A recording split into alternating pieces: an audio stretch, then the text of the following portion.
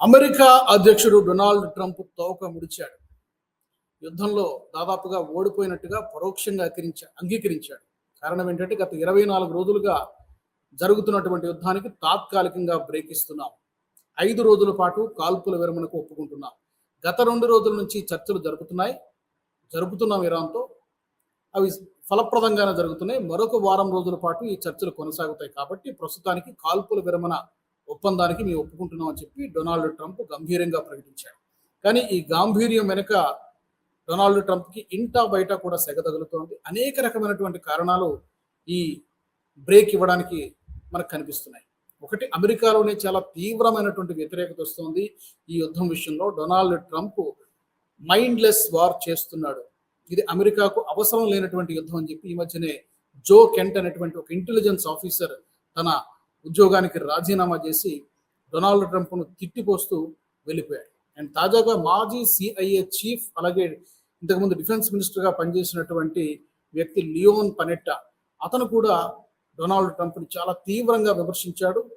ముందు నుయ్యి వెనక గొయ్యి అన్నట్టుంది డొనాల్డ్ ట్రంప్ పరిస్థితి. ఇరాన్ని అంచనా వేయడంలో డొనాల్డ్ ట్రంప్ పొరపాటు పడ్డాడు, తక్కువగా అంచనా వేశాడు. తెలియదా ఇదంతా పరిస్థితి వస్తుందని? ఇరాన్ క్యాపబిలిటీ, ఇరాన్ మిలిటరీ పవర్ని డొనాల్డ్ ట్రంప్ తక్కువగా అంచనా వేశాడు. దాని ఫలితమే ఈ రోజున వెస్ట్ ఏషియాలో ఇంత పెద్ద సంక్షోభం జరుగుతుంది. దీని అంతటికీ కూడా డొనాల్డ్ ట్రంపే బాధ్యుడు అని చెప్పి అతను కూడా, మాజీ సిఐ చీఫ్, అతను కూడా తిట్టిపోశాడు. అమెరికా ప్రజలు కూడా డొనాల్డ్ ట్రంప్ పై చాలా తీవ్రమైనటువంటి ఆగ్రహంతో ఉన్నట్టుగా కొన్ని సర్వేలు కూడా చెప్తున్నాయి. త్వరలో మిడ్ టర్మ్ ఎలక్షన్లు కూడా రాబోతున్నాయి. 1-2 కాదు, దాదాపుగా 4-5 కారణాలు, ప్రధానమైనటువంటి కారణాలు కనబడుతున్నాయి. గత వారం రోజులుగా ఈ యుద్ధాన్ని ఏ విధంగా ముగించాలి, ఎక్కడ ఎగ్జిట్ పాయింట్ కోసం డొనాల్డ్ ట్రంప్ వెతికాడు. వేరే దారి ఏమీ లేక, వేరే గత్యంతరం లేక డొనాల్డ్ ట్రంప్ ఈ రోజున ఈ సంచలన నిర్ణయం తీసుకున్నాడు. 5 రోజుల పాటు కాల్పుల విరమణకు ఒప్పుకుంటున్నట్టుగా ప్రకటించాడు. నిజానికి ఈ బ్యాటిల్లో, నెరేటివ్ వార్లో, మైండ్ గేమ్లో డెఫినెట్గా ఇరాన్ గెలిచినట్టుగానే భావించాలి. అయితే ఇది 5 రోజుల బ్రేక్కే పరిమితం అవుతుందా, లేకపోతే మరొక వారం రోజుల తర్వాత మళ్ళీ యుద్ధం మొదలవుతుందా అనేది ప్రస్తుతానికైతే ఒక పెద్ద క్వశ్చన్ మార్క్ లాగానే కనిపిస్తుంది.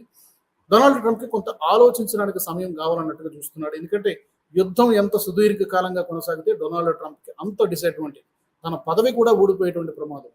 సో అంత పరిస్థితులలో డొనాల్డ్ ట్రంప్ కోరి కొని తెచ్చుకున్నటువంటి యుద్ధానికి ప్రస్తుతానికి విరామం ప్రకటించాడు. దీనికి సంబంధించి ఒక డీటెయిల్డ్ వీడియో మన ఎన్హెచ్ టీవీలో వస్తుంది. ఆ లింక్ కూడా నేను మీకు షేర్ చేస్తాను. మరి మీ అభిప్రాయాన్ని తప్పకుండా తెలియజేయండి. ఎందుకు డొనాల్డ్ ట్రంప్ గత 24 రోజులుగా జరుగుతున్నటువంటి యుద్ధానికి ఎందుకు తాత్కాలికంగా విరామం ఇచ్చాడు? మీరేమనుకుంటున్నారు? తప్పకుండా కామెంట్ సెక్షన్లో పెట్టండి. ఈ వీడియో మీకు నచ్చినట్టయితే లైక్ చేయండి, 10 మందికి షేర్ చేయండి. అలాగే కామెంట్ల రూపంలో మీ అభిప్రాయాలను మాతో పంచుకోండి. Nationalist hub group of channels ను సబ్స్క్రైబ్ చేసుకుని తెలుగునాట జాతీయవాద జర్నలిజాన్ని ప్రోత్సహించండి. ఈ వీడియో కింద ఉన్న బెల్ ఐకాన్ పై క్లిక్ చేయడం మర్చిపోవద్దు.